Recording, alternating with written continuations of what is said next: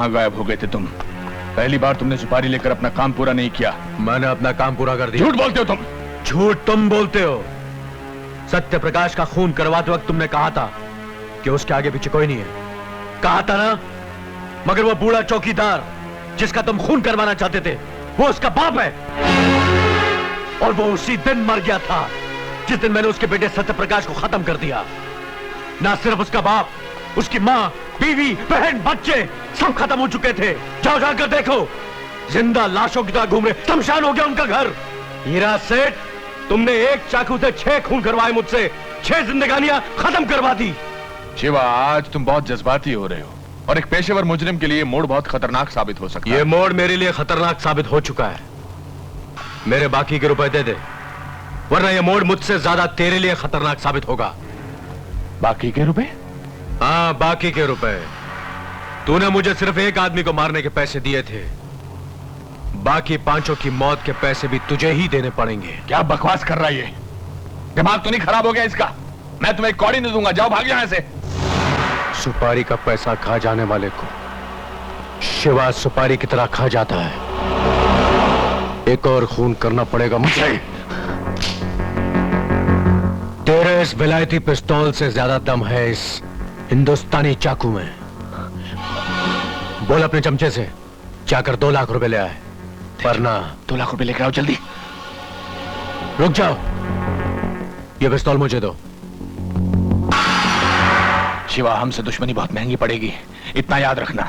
सस्ती पड़ेगी हीरा सेठ, वरना तुम्हारे साथ दोस्ती रख के और न मालूम कितने बेगुनाहों का खून बहाना पड़ेगा।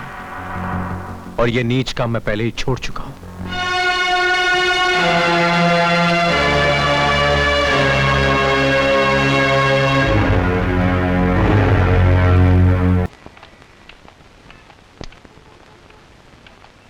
बहुत देर हो गई शिवा, मुन्नी भूखी बैठी होगी।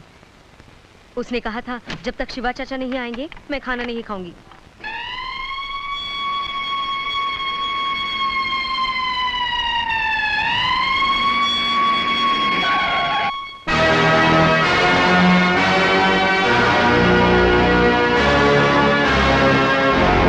सत्य प्रकाश के खून के इल्जाम में मैं तुम्हें गिरफ्तार करता हूं।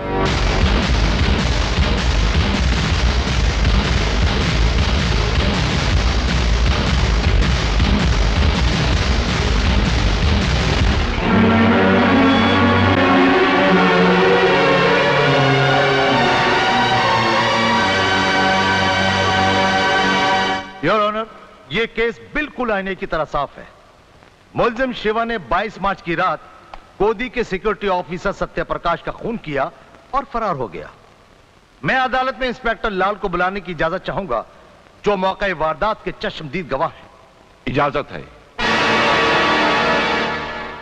इंस्पेक्टर लाल, 22 मार्च की रात जब गोदी के ऑफिसर सत्य प्रकाश की हत्या हुई, आपने मौके वारदात पर पहुंचकर क्या देखा? सिक्योरिटी ऑफिसर सत्य प्रकाश के खून से लथपथ लाश और मुजरिम को गुनाह करके भागते हुए देखा।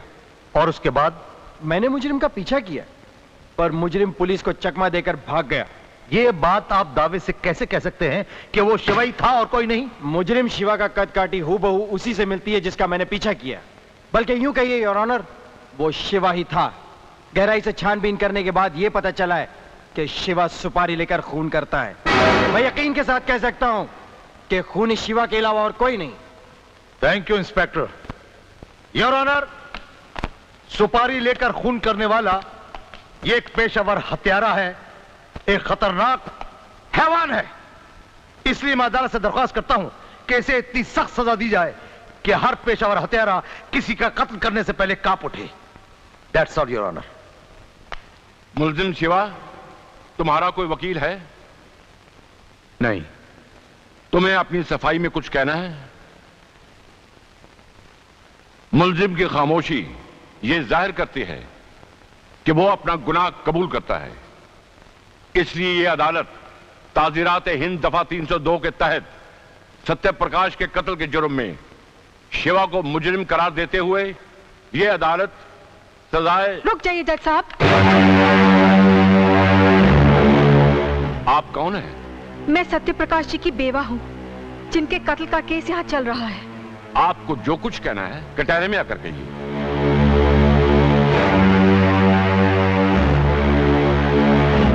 योर ऑनर, 22 मार्च की रात को मेरे पति का कत्ल करने के बाद इत्तेफाक से कातिल हमारे ही घर में घुस आया।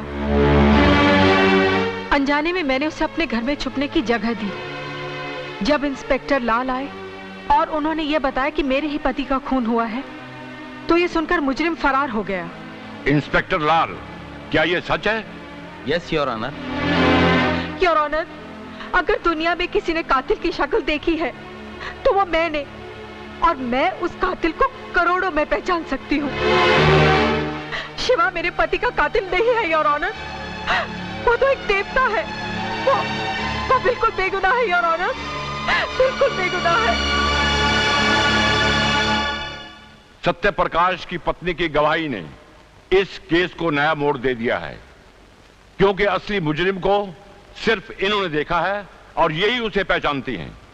इसलिए यह अदालत इस केस को खारिज करते हुए शिवा को बाइज्जत बरी करती है और साथ ही साथ पुलिस को ताकीद करती है कि असली मुजरिम को अदालत में जल्द से जल्द पेश करे।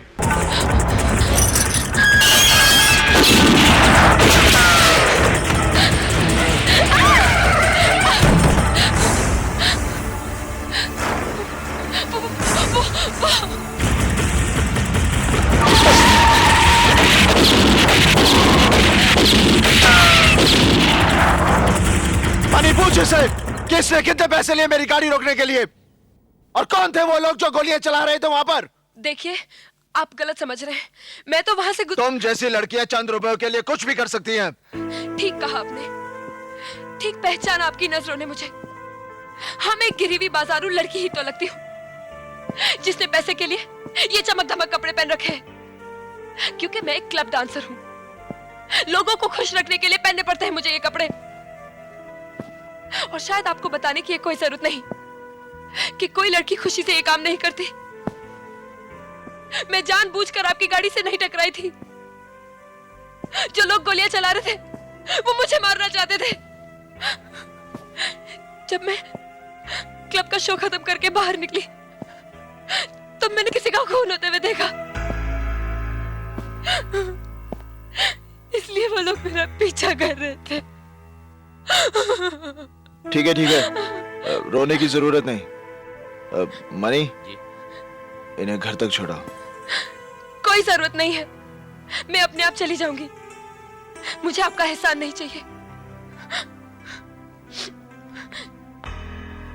मनी, पता करो कहाँ रहती है और इसकी प्रॉब्लम्स क्या है। सुनिए, अगर मुझे कोई घर तक छोड़ दे तो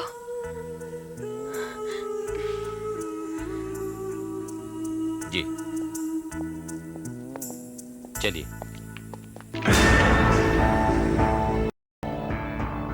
सर, ये है देवा। कुछ ही दिनों में इसने जुर्म की दुनिया में अच्छा नाम कमा लिया है। दूसरे मुल्कों से सोने की बड़े पैमाने पर तस्करी करता है ये। हालांकि अभी तक अंडरवर्ल्ड और ड्रग माफिया का ये मेंबर नहीं है।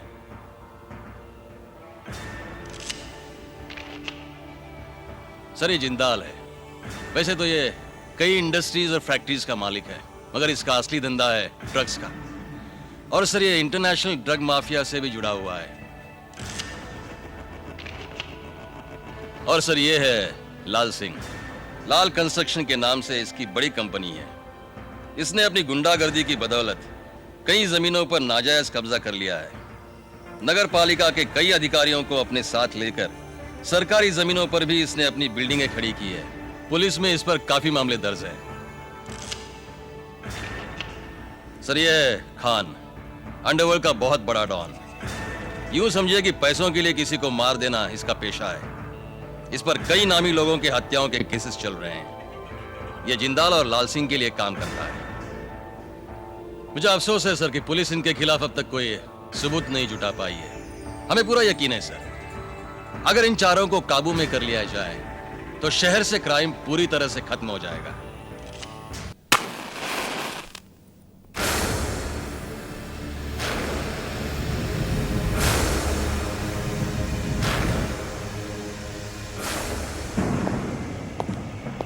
देरी से आने के लिए माफी चाहता हूं। वैसे मैं इस बात से हैरान हूं कि आप लोगों ने मुझे इस मीटिंग में क्यों बुलाया है। देवा, इन दिनों हमारे धंधे में मुश्किलें बढ़ गई हैं। इन मुश्किलों से हमें कैसे लड़ना है, इसी के बारे में बातचीत करने के लिए हम सब लोग यहां इकट्ठा हुए हैं। आखिर ये हमारी जमात की बात है, और तुम हमारी जमात से बाहर तो नहीं। जमात एक होने से सोच एक नहीं हो सकती जिंदाल साहब। सोच का क्या है, वक्त के साथ बदल जाया करती है। तुमने अपनी जगह बनाने के लिए जो रफ्तार पकड़ी है, उसका तो मैं कायल हूं। ये तो आपका भड़प्पन है जिंदाल साहब। वैसे आप लोगों की जानकारी के लिए बता दूं कि अभी अभी तो मैं अपने पैरों पर खड़ा हुआ हूं। ठीक से चलना शुरू भी नहीं किया मैंने, रफ्तार पकड़नी तो अभी बाकी है। आप कुछ धंधे की मुश्किलों के बारे में बात कर रहे थे। देवा, मेरा मतलब है हमें छोटे छोटे फायदों के लिए आपस में रंजिश का माहौल खड़ा नहीं करना चाहिए। हम ताकतवर तभी हैं जब तक हम एक हैं। अलगाव वो दरार है जो किसी भी इमारत की बुनियाद में समाकर उस इमारत को बर्बाद कर देती है। हमें अपनी इमारत में इस दरार के लिए कोई जगह नहीं छोड़नी। हमें पूरी ताकत के साथ मिलकर अपने दुश्मन से लड़ना है, और हमारा दुश्मन है कानून। तुम्हें मालूम है देवा कि हमारे नए सीएम बहुत ही ईमानदार हैं। उन्होंने इस शहर से क्राइम को पूरी तरह खत्म करने का बीड़ा उठाया है, और इस ऑपरेशन का इंचार्ज उन्होंने बनाया है एसीपी इंदर सक्सेना को। सक्सेना के पिछले रिकॉर्ड के बारे में हमने पता किया है। यह आदमी हम जैसों के लिए कुछ ठीक नहीं है। इससे पहले कि हमारे इर्द गिर्द कानून का दायरा कस दे, हमें उसे इस दुनिया से विदा कर देना चाहिए। नहीं जिंदाल साहब, सक्सेना को मारकर हम पूरे पुलिस डिपार्टमेंट को अपना दुश्मन नहीं बना सकते। यह बात तो सभी जानते हैं कि कोई भी पुलिस ऑफिसर सच्चाई और ईमानदारी का बोझ ज्यादा देर तक नहीं उठा सकता, और जिस दिन सक्सेना को यह बात समझ में आ गई, वो खुद ही ट्रांसफर ले लेगा। मेरे हिसाब से उसे 3 महीने का वक्त देना चाहिए। अगर 3 महीने के बाद वैसा नहीं हुआ जैसा तुम सोच रहे हो, तो इंदर सक्सेना को तुम खुद मारोगे। यह वादा मैं कैसे कर सकता हूं? मौत और वक्त का कोई तालमेल नहीं होता जिंदाल साहब। 3 महीने बाद मैं उसे मारूंगा, और यह देखने के लिए आप जिंदा रहेंगे, इस बात की गारंटी कौन दे सकता है?